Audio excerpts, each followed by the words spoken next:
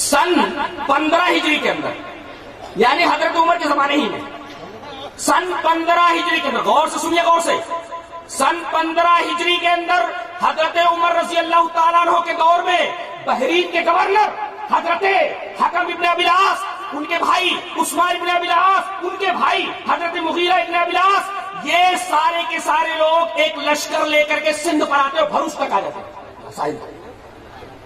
کب آئے ہیں یہ؟ سن 15 کے اندر. کتنی عجیب بات ہے. یعنی نبی کریم صلی اللہ علیہ وسلم کو ابھی دنیا سے گئے ہوئے چند ہی سال ہوئے کہ اسلام یہاں آ گیا. کب؟ سن 15 کے اندر. اسلام کون لایا پہلے؟ امام ابو حنیفہ لائے، وہ تو 80 میں ہوئے، 80 میں پیدا ہوئے، اور سن 15 کے اندر اسلام آ گیا ہمارے ہندوستان میں. اچھا، اور اس کے بعد سن 92 کے اندر خلیفہ ولید ابن عبد الملک، جس کا ایک گورنر حجاج ابن یوسف ثقفی، اس کی سرپرستی میں ایک لشکر سندھ پر آیا راجہ داہر سے لڑنے کے لیے. محمد ابن قاسم جو 19 سال کے تھے، ان کی کمان میں آیا. یہ واقعہ کب کا ہے؟ سن 92 کا. اس وقت امام ابو حنیفہ کی عمر کتنی تھی؟ 11 یا 12 سال کی، چھوٹے سے تھے. یہ آنے والے کون آئے؟ امام کے ماننے والے نہیں، یہ حدیث کے ماننے والے، قرآن کے ماننے والے آئے. اسلام اس طریقے سے آئے. سن 15 کے اندر سے شروع ہوا، سن 92 کے اندر یہ لوگ آئے، اور سن 92 سے لے کر سلسلہ چلتا رہا سن 95 تک. مسلسل 3 سالوں تک یہ اسلام ادھر آتا رہا. اچھا، اب معاملہ رہا حضرت خواجہ اجمیری رحمت اللہ علیہ کا. خواجہ اجمیری رحمت اللہ علیہ در حقیقت جنوبی ایران کے ایک علاقے سیستان کے اندر پیدا ہوئے سن 536 کے اندر، اور انتقال ان کا ہوا سن 635 کے اندر. اچھا، یہ چلے مکہ آئے اور مکہ سے مدینہ آئے، اور ان کے جو پیر تھے عثمان ہارونی، مرشد ان کے عثمان ہارونی، جب مدینہ آئے تو ان کے پیر نے کہا دیکھو یہ سامنے نبی کی قبر ہے، سلام کرو، سلام بھیجو. دیکھو یہاں ایسا ہوتا ہے نا، پیرا نمی پرند مریدہ بھی پرند. پیر لوگ نہیں اڑتے ہیں، مرید لوگ ان کو اڑا دیتے ہیں. کہا کہ سلام کر میرے بچے. کہا کہ السلام علیکم یا سید المرسلین، سلام ہو تم پر اے سید المرسلین. قبر سے آواز آئی وعلیکم السلام یا سلطان الہند. پیرا نمی پرند مریدہ نمی پرانند. پیر لوگ نہیں اڑتے ہیں، مرید لوگ ان کو اڑا دیتے ہیں یا سلطان الہند. اچھا، پھر یہ بیچارے سن 586 کے اندر، اگر میرا حافظہ غلطی نہیں کر رہا تو سن 586 کے اندر یہ لاہور آئے. لاہور سے یہ ملتان آئے، اور ملتان کے اندر یہ 5 سال تک رہے. وہاں انہوں نے سنسکرت سیکھی.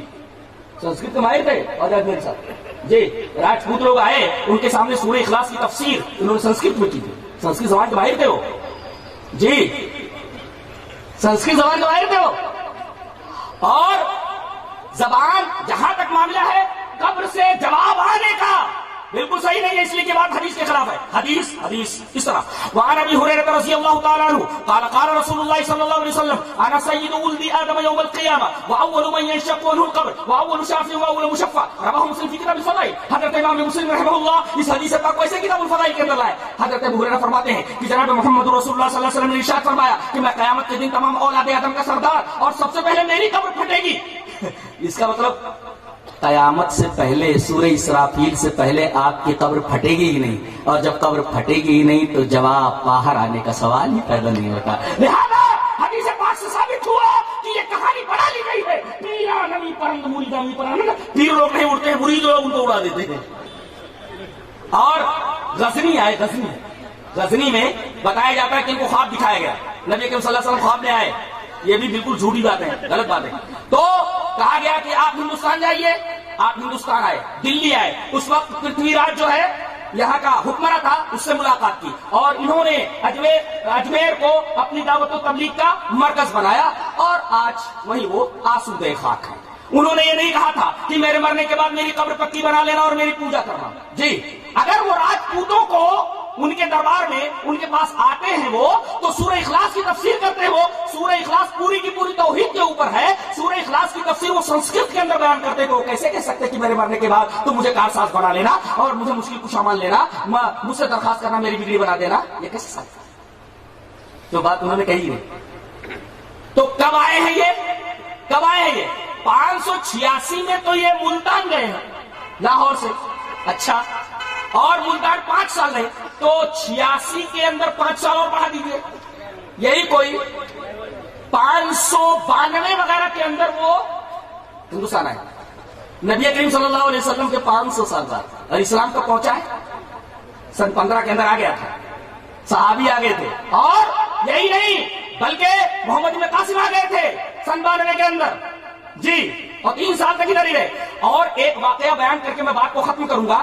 آپ حافظ عماد الدین ابن کثیر کی البدایہ والنہایہ پڑھیے، اور ابھی میرے عزیز عبدالغفار نے اس کو ویکیپیڈیا سے نکالا، جو کہ مستند انسائکلوپیڈیا ہے، اس کے اندر نکالا. تو اس کے اندر یہ لکھا ہوا ہے کہ معجزہ شق القمر، نظر ابن حارث آیا، عاصم بن وائل سہمی آیا، ابو جہل آیا اور کہا کہ اے محمد، اگر تم کہتے صلی اللہ علیہ وسلم، اگر تم کہتے ہو کہ تم نبی ہو تو یہ چاند چودھری کا چمک رہا ہے، اس کو 2 ٹکڑے کر کے بتاؤ. نبی کریم صلی اللہ علیہ وسلم نے اپنی انگشت مبارک چاند کی طرف اٹھائی، چاند 2 ٹکڑے ہو کر کے، ایک ٹکڑا جبل ابو قبیس پر، ایک ٹکڑا جبل قیقان کے اوپر ٹھہر گیا. اس کے بعد بھی ایمان نہیں لائے. حقیقت یہ ہے کہ اگر آدمی حق کو قبول نہ کرنے کا فیصلہ کر چکا ہو تو آسمان سے اگر فرشتوں کو اترتا وہ دیکھ لیا، مردوں سے بات کرنے لگے، وہ ایمان نہیں لاتا. بولے وہ نہ نزل نہیں ہوتا. اگر آدمی حق کو نہ قبول کرنے کا ذہنی فیصلہ کر چکا ہو تو اگر وہ آسمان سے فرشتوں کو اترتا ہوا دیکھ لے یا مردوں سے بات کرنے لگے تو وہ ایمان نہیں لاتا. ایمان نہیں لاتا جی. تو جب یہ چاند 2 ٹکڑے ہوا جی، اس وقت کیرالہ میں ایک جگہ کا نام ہے کوڈنگلور، نا کوڈنگلر، ایسا کچھ نام، کوڈنگلر نام اس کا. وہاں ایک راجا تھا چیرامن پیرومل جی، اور ان کے خاندان کے ابھی ایک صاحب موجود ہیں، ان کی تصویر بھی موجود ہے انٹرنیٹ کے اوپر، دیکھ لیجیے آپ. وہ بھی مسلمان ہو چکے تھے، وہ اسی خاندان کے ہیں، اور اس مسجد کی تولیت انہی کے ہاتھ میں جی. تو یہ راجا اپنی بیوی کے ساتھ، ماں زوجتے ہی اپنی بیوی کے ساتھ یہ محل کی چھت کے اوپر گھوم رہا تھا. اچانک اس کی نگاہ گئی آسمان کے اوپر، دیکھا کہ چاند 2 ٹکڑے ہو کر ادھر ادھر ہو گیا. بڑا حیرت زدہ ہوا، اور پھر اس نے تفتیش کی. پتا چلا کہ ایک نبی مکہ کے اندر ظاہر ہوئے اور اپنے آپ کو اللہ کا نبی کہتے ہیں. فوراً صاف آئینا مکہ کی طرف سفر کیا. وہ آئے، ایمان لائے. نبی کریم صلی اللہ علیہ وسلم نے ان کا نام عبد الرحمان رکھا. واپس جب ہوئے عدن کے مقام پر، عدن کی بندرگاہ کے اوپر بیمار ہوئے، اور انتقال کرنے سے پہلے ان کے ساتھ جو ایک صحابی تھے جن کا نام مالک ابن دینار ہے، مالک ابن دینار کی قبر یہ منگلور کے کہیں آس پاس ان کی قبر موجود ہے. وہ ان کو بھیجا اور کہا کہ میری قوم کے پاس میرا یہ خط لے کر کے جاؤ. دیکھیے یہ بات کب کی ہے؟ جب نبی کریم صلی اللہ علیہ وسلم ابھی مکہ میں ہے، ابھی مدینہ نہیں آئے. اسی وقت یہ آدمی مکہ پہنچ گیا، اور وہاں سے ایک صحابی ادھر آتے ہیں، اور اس طرح نبی کریم صلی اللہ علیہ وسلم کے مکی دور ہی میں اسلام یہاں آ گیا کیرالہ کے. اس سے اس مسجد کا نام ہے مسجد مالک، اور اس مسجد کا نام ہے مسجد چیرامن. یہ مسجد کا نام ہے مسجد چیرامن پیرومل. یہ مسجد ابھی موجود ہے. میں نے پورا نکالا اس کا، عجیب و غریب مسجد ہے، اور اس کے اندر چراغ ہے، ایسے عجیب و غریب قسم کا چراغ ہے. یہ بتاتے ہیں کہ اسی دن اس کی بنیاد سمجھو اس کے ذہن میں ہو گئی. سن 6 کے بعد یہ مسجد کیرالہ میں بنائی گئی. اب یہ کہنا کہ انگریزوں کے زمانے سے پہلے اہل حدیث اپنی مسجد بتائیں، پوچھتے کہ سن 80 سے پہلے کس کی مسجد ہے؟ آپ جواب تو اہل حدیث کے پاس تو جواب پہلے سے تیار ہے قرآن و حدیث کی روشنی میں. تو حضرت خواجہ اجمیری آئے ہیں تقریباً 592 کے اندر، اس سے پہلے اسلام یہاں آ چکا ہے. لہٰذا یہ کہنا کہ انہوں نے ہی سب سے پہلے آ کر کے اسلام پھیلایا، یہ بات پائے تحقیق کو نہیں پہنچتی. پتہ چلا کہ سب سے پہلے کتاب و سنت کی شعاع، کتاب و سنت کی روشنی ہے.